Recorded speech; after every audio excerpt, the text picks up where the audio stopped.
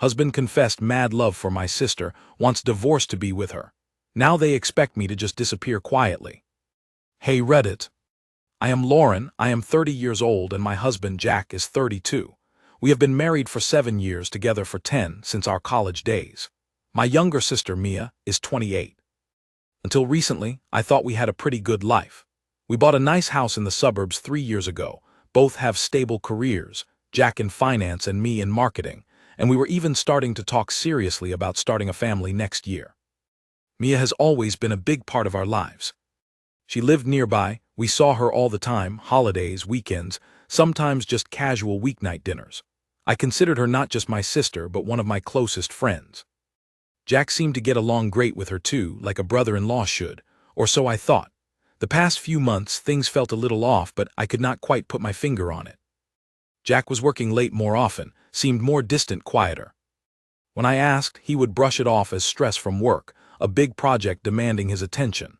I tried to be understanding, supportive. I suggested we take a vacation, just the two of us, to reconnect. He agreed but seemed unenthusiastic, which was unusual for him. He usually loves traveling.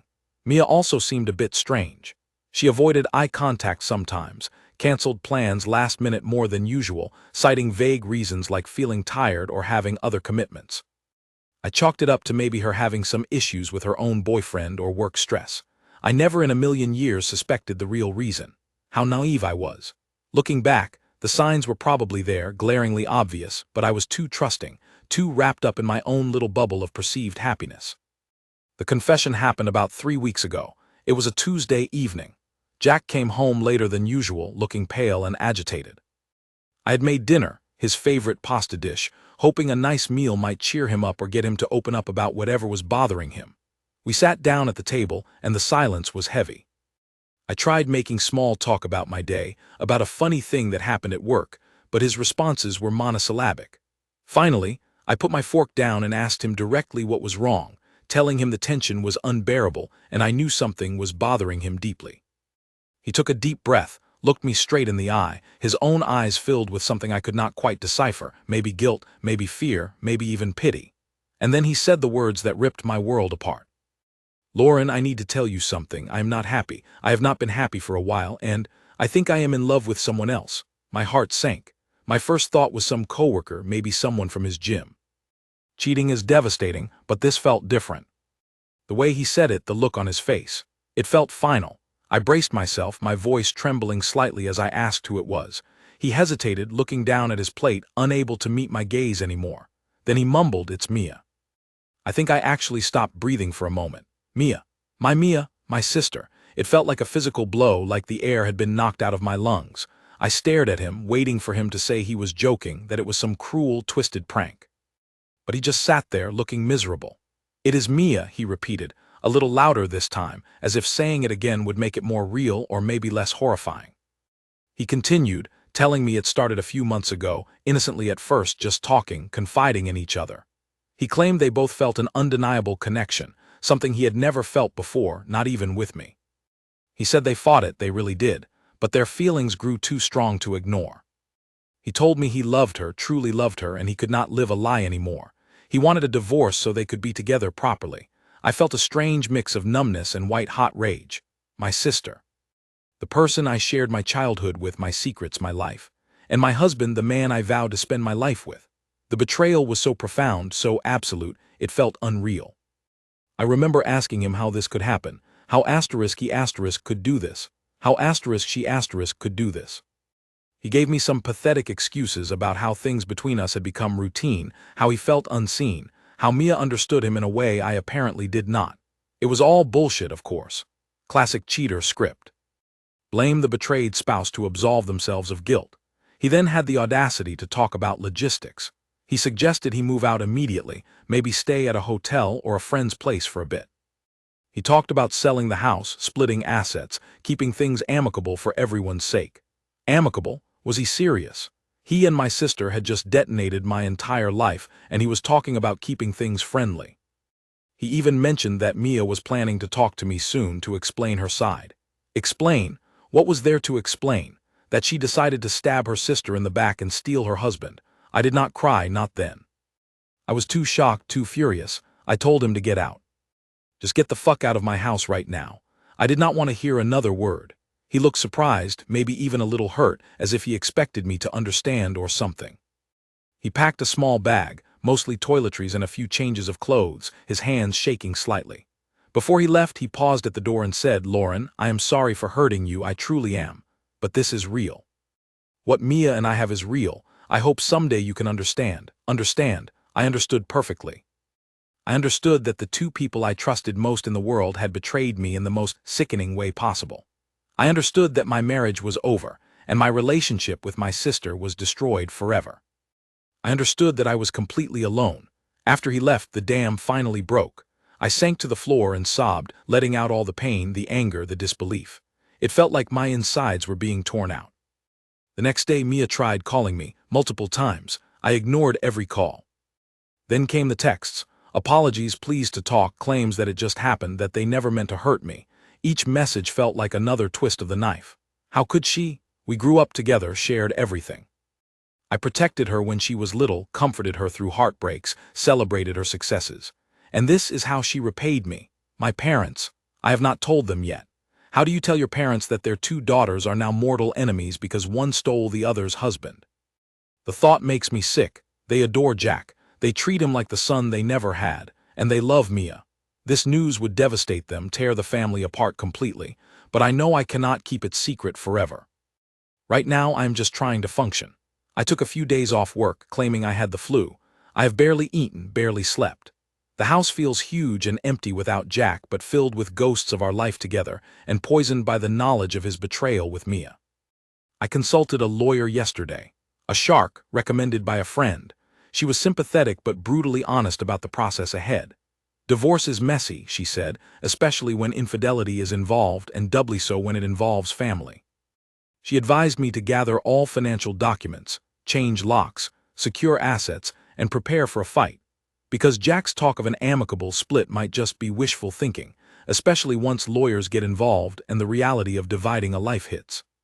Jack texted me again this morning, asking if we could meet to discuss the practicalities.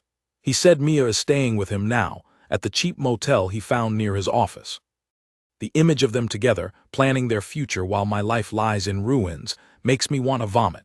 He also mentioned that they think it is best if I move out of the house quickly so they can sell it faster. The sheer nerve. This is my home too. They seem to think I am just going to pack my bags and disappear so they can play house without any inconvenience. They are wrong, so very wrong. The shock is starting to wear off, replaced by a cold, hard anger. They want amicable. They want me to go quietly. No, they blew up my world, betrayed my trust, and expect me to facilitate their happiness. I do not think so. I might be heartbroken, but I am not broken. They underestimated me. They thought I would crumble, but they have awakened something else inside me. A resolve I did not know I had. They want a war. They will get one. Reddit, I am lost. I know I need to be strong, but right now I just feel overwhelmed by the betrayal. Am I wrong for wanting to make their lives as difficult as they have made mine? Should I just try to move on quickly, or should I fight for everything I am owed and maybe a little bit more? What would you do? Am I the asshole for wanting to burn it all down? Update 1. Wow, Reddit. I honestly did not expect this post to get so much attention. Thank you all so much for the messages of support, the advice, and even the virtual hugs. Reading through your comments made me feel less alone, and honestly, it validated my anger and my resolve. So many of you said I am not the asshole for wanting to fight back, and that gave me a much-needed boost of confidence. A lot of you also warned me to protect myself legally and financially, and trust me, I am taking that very seriously. So, a few things have happened since my original post. First, I took your advice and changed the locks on the house immediately. Jack tried to come by a couple of days after I kicked him out, presumably to get more of his stuff, and found his key did not work. He called me, furious, demanding to know why I locked him out of his own house. I calmly reminded him that he chose to leave, and given the circumstances, I did not feel safe with him having access anymore. I told him through my lawyer that he could schedule a time to retrieve his personal belongings, accompanied by a neutral third party, possibly arranged by our lawyers. He was not happy, let me tell you. He started yelling about how unreasonable I was being, how this proved I was just trying to be difficult. I just hung up. My lawyer, bless her sharp mind, had already advised me to record any calls if I felt threatened or if he became verbally abusive, within the legal limits of our state, of course. Second, I finally told my parents. It was one of the hardest conversations I have ever had. I drove to their place last weekend. They were happy to see me, asking why Jack was not with me. I just broke down and told them everything. The affair, the confession, Jack leaving, Mia's involvement. They were utterly shocked, horrified. My mom cried, my dad just sat there, his face grim, looking older than I had ever seen him. Initially there was disbelief, especially about Mia. My mom kept saying, "Are you sure, Lauren? Maybe there is a misunderstanding. Mia wouldn't do that." But as I laid out the details, Jack's confession, Mia's texts confirming it, the fact they were now together, the reality sank in. Their reaction towards Mia was heartbreaking. They were deeply disappointed and angry. My dad, usually a very calm man, was furious. He called Mia right then and there. I could only hear his side of the conversation, but it was intense. He demanded answers, told her how ashamed he was, how she had broken her sister's heart and fractured the family. Apparently, Mia tried to defend herself, probably with the same weak excuses she gave me, but my dad was having none of it. He told her he did not want to see her or Jack until they owned up to the magnitude of their betrayal and tried to make amends, though he doubted that was even possible. My mom was quieter, just weeping, saying she could not understand how her daughter could inflict such pain on her own sister. They told me they supported me completely and would help me in any way they could. Knowing I have their backing means the world to me right now. It hurts that my relationship with my parents is now strained because of Mia, but their support for me is unwavering. Third, the financial stuff. My lawyer is amazing. We went through all our joint accounts, investments, property deeds. Jack makes good money, but he was also a bit reckless with spending sometimes, something we occasionally argued about. My lawyer suggested freezing joint credit cards and moving half the funds from our main joint checking account into a new account solely in my name, just to protect myself financially in the immediate term, which I did. Predictably, Jack hit the roof when he found out. More angry calls, more accusations of me being vindictive. My lawyer is handling communication with his lawyer now, which is a huge relief. She is already drafting the divorce petition, citing adultery. In our state, adultery can potentially impact alimony and asset division, though it is not always guaranteed. But we are going to push for everything I am legally entitled to, and maybe then some, considering the circumstances. My lawyer calls it the asshole tax. I kind of like that. As for Mia, she is apparently still shacked up with Jack in that motel. According to my parents, who she apparently tried to call back, sobbing, she is miserable. Good, she should be. She lost her family's respect, possibly damaged her relationship with our parents permanently, and for what? A man who threw away a 10-year relationship like it was trash. A man who is now probably realizing that motel life and financial uncertainty are not quite as romantic as secret rendezvous. Serves them both right. Apparently, some of our mutual friends have also heard whispers and are starting to distance themselves from both Jack and Mia. The truth has a way of getting out, it seems, even though I have not been broadcasting it. People notice when a husband suddenly leaves and is immediately seen everywhere with his wife's sister. I'm still hurting, Reddit, deeply. Some moments are harder than others. Seeing couples hold hands, walking past restaurants we used to go to, sleeping alone in our bed. It all triggers waves of sadness and anger. But reading your messages, talking to my parents, and taking concrete steps with my lawyer has helped me feel more empowered. I'm not just a victim here. I am a survivor, and I am starting to build my new life, brick by painful brick. Thank you again for listening and for the incredible support. I will keep you updated. Update 2. Hello again, Reddit. It has been a couple of months since my last update, and things have certainly progressed, though maybe not always smoothly. First off, thank you again for the continued support and advice. It is strange how strangers on the internet can sometimes feel more supportive than people you know in real life. Your words have really helped keep my spirits up during some tough times. The divorce proceedings are moving forward. Jack finally got his own lawyer, though apparently it took him a while, probably because reality started sinking in, or maybe Mia got tired of motel coffee. His lawyer is trying to push for a quick, no-fault settlement, basically wanting to split everything down the middle and walk away clean. My lawyer just laughed when she told me. We countered with our petition citing adultery and demanding a more favorable asset division for me, plus alimony, given the length of the marriage and the circumstances of the split. His lawyer balked, of course. There has been some back and forth, mostly posturing, I think. Jack seems to think that because he confessed, it somehow makes the adultery less egregious. Newsflash, Jack, it does not. If anything, admitting you left me specifically asterisk for my sister makes it worse in the court of public opinion, and hopefully in the eyes of the judge too. The house situation is still a point of contention. Jack and Mia are still pushing for me to sell it quickly. They even had the nerve to send a realtor to my door unannounced to discuss listing options. I politely told the realtor, through the closed door with the chain still on, that I was not interested in selling at this time and that any communication needed to go through my lawyer. Jack was furious again. He sent me a barrage of texts accusing me of deliberately stalling to hurt them financially. I did not respond. My lawyer advised me that I have a right to stay in the marital home during the divorce proceedings, especially since he left voluntarily. You're using this as leverage in the settlement negotiations. Maybe I will agree to sell, maybe I will try to buy him out eventually, but right now, staying put feels like the only stability I have, and frankly, denying them what they want feels pretty good too. Is that petty? Maybe. Do I care? Not really. Mia is apparently having a rough time. My parents have maintained their stance, minimal contact until she shows genuine remorse and understanding of the damage she caused.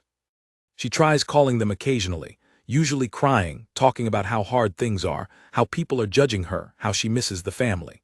My mom feels sorry for her on some level, which I understand. She is her daughter, but she is holding firm for my sake. My dad is less forgiving. He told her straight up that she made her bed with my husband, and now she has to lie in it. He also pointed out that her current misery is a direct consequence of her own actions.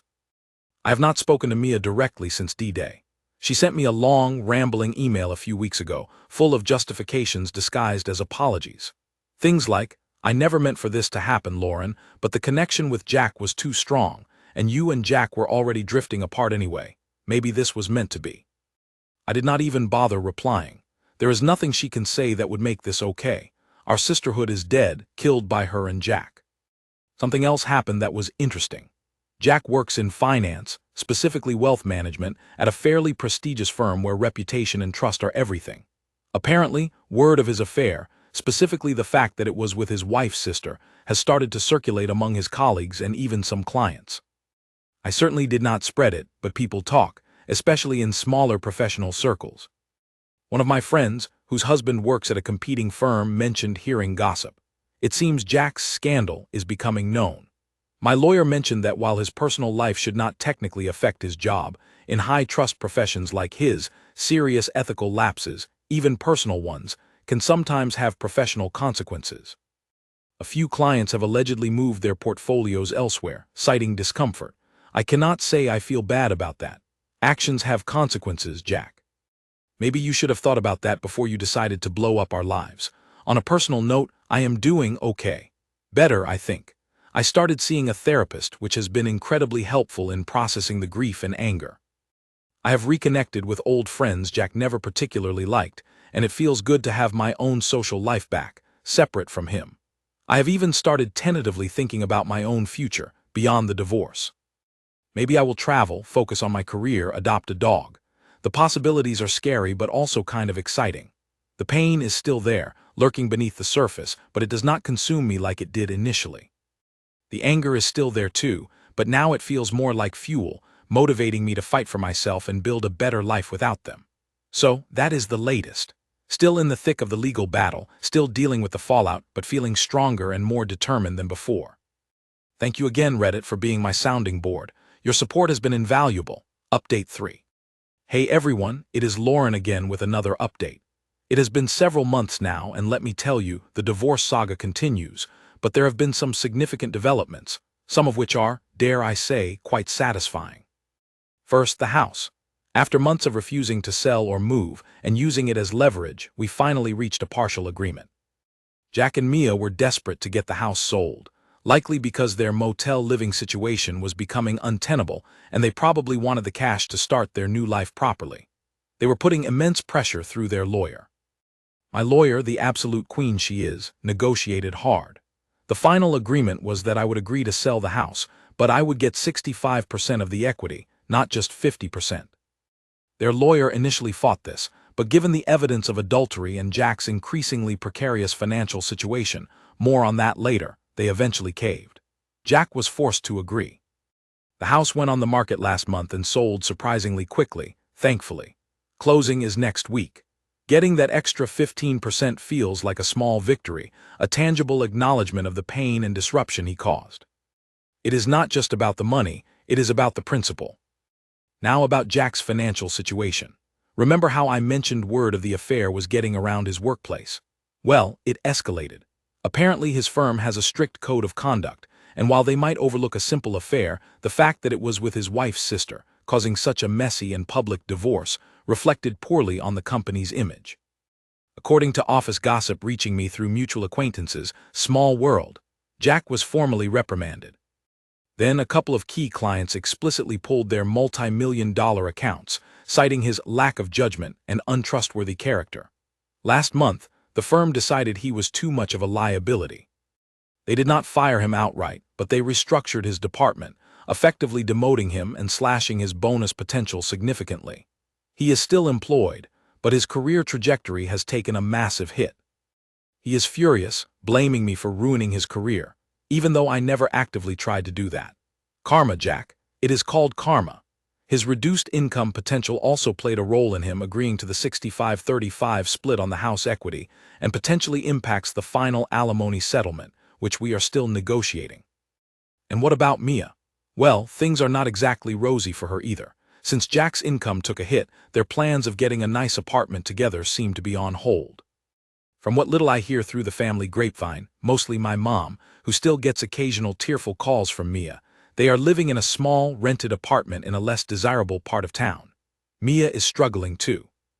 She lost the respect of our parents, most of our extended family shuns her, and many of her friendships have cooled considerably once people learn the truth.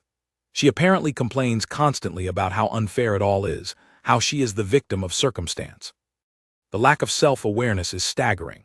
She recently tried to apologize to me again, sending a handwritten letter delivered by a mutual acquaintance since I blocked her number and email.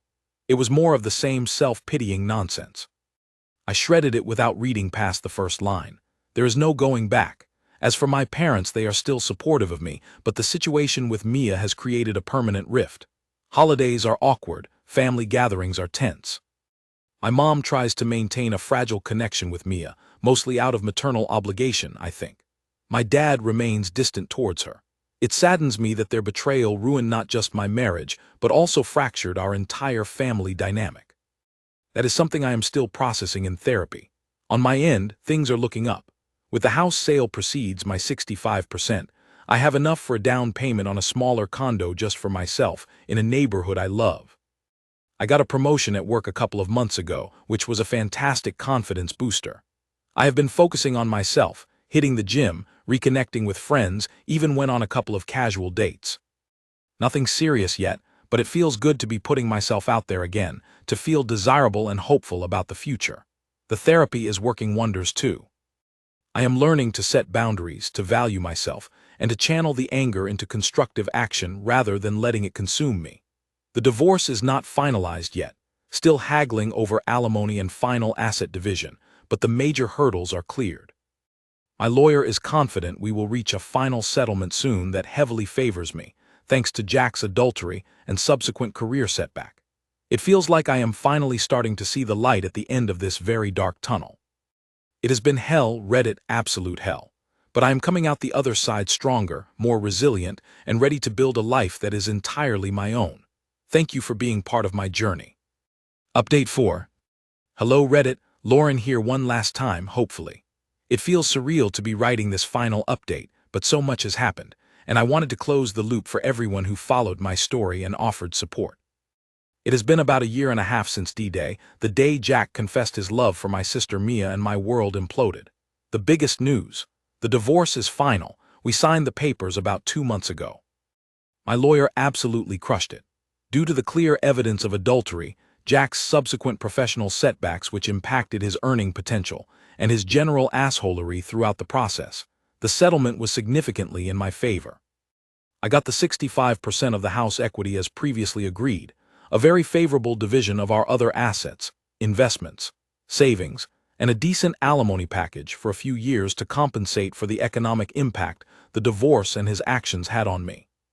Jack fought it tooth and nail until the very end, but his lawyer eventually advised him to take the deal, likely realizing that going to court would probably result in an even worse outcome for him. Seeing him sign those papers looking defeated and bitter was a moment I will not soon forget. It was not about revenge in that moment, but about justice, about finally closing that painful chapter. So, what about Jack and Mia?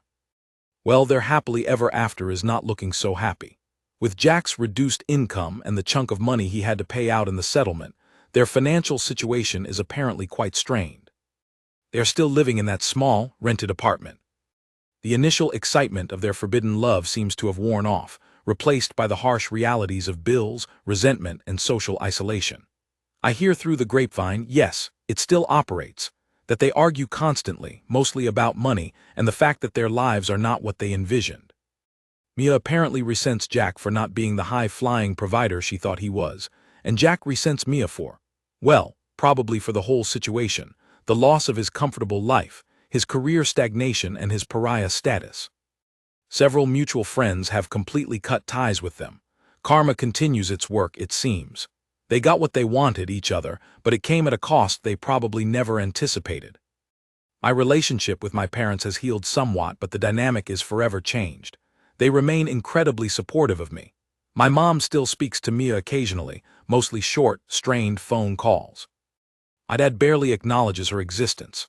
There is a deep sadness there, knowing our family will likely never be whole again, but I have accepted it.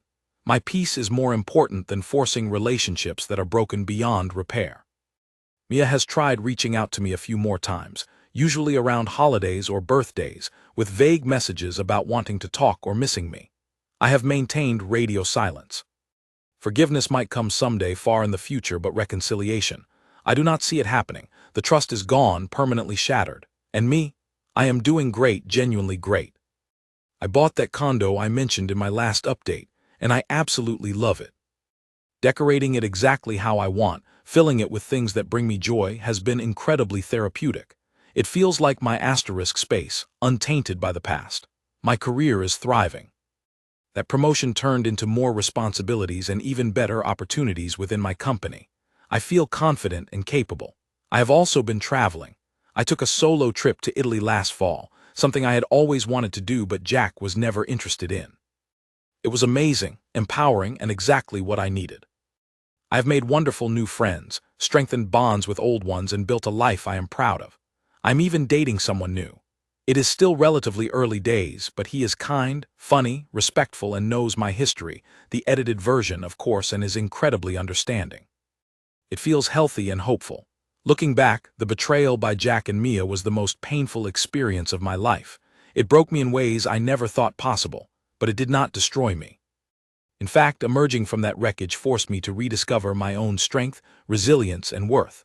I learned who my true friends and supporters were. I learned to advocate for myself. I learned that I am capable of building a happy, fulfilling life on my own terms. So, that is it, Reddit.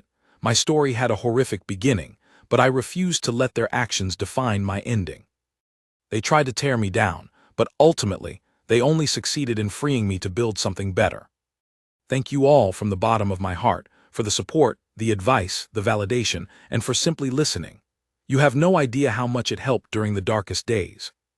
I am closing this chapter and eagerly looking forward to the next one. Thank you for watching.